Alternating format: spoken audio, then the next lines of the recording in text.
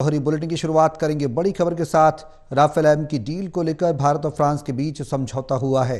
भारत ने फ्रांस से Rafale marine aircraft खरीदने की डील की है।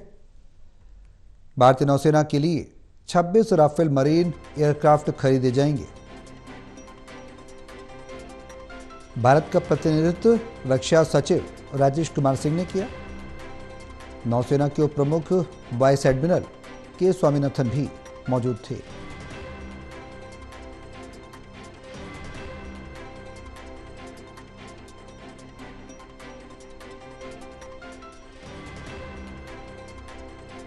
तो राफेल एम की डील को लेकर भारत और फ्रांस के बीच बड़ी डील।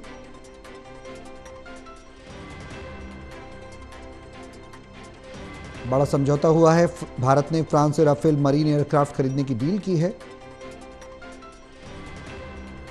रक्षा के क्षेत्र में और एक और बढ़ता कदम भारत का। और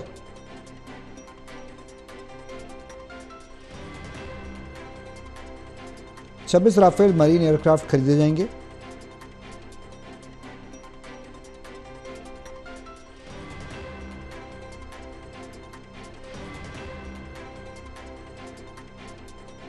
तो भारत ने फ्रांस से राफेल मरीन एयरक्राफ्ट खरीदने की डील की है। साथ ही भारतीय नौसेना के लिए 26 राफेल मरीन एयरक्राफ्ट खरीदे जाएंगे।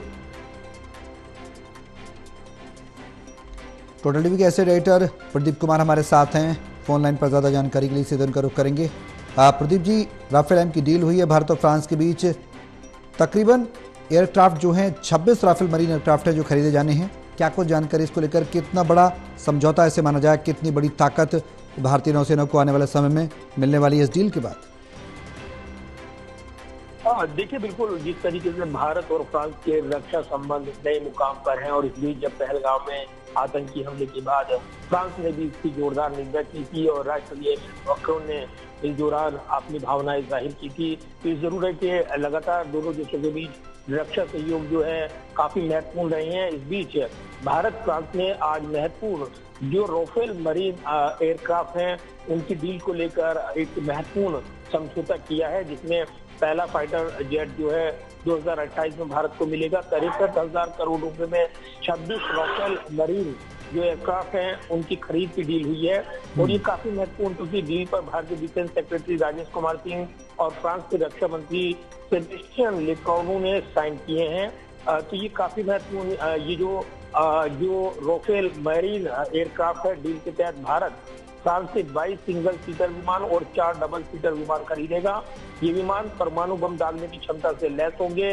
रिपोर्ट ये भी जानकारी दे रही है कि फ्रांस के साथ ये डील करीब 63,000 करोड़ रुपए में हो रही है।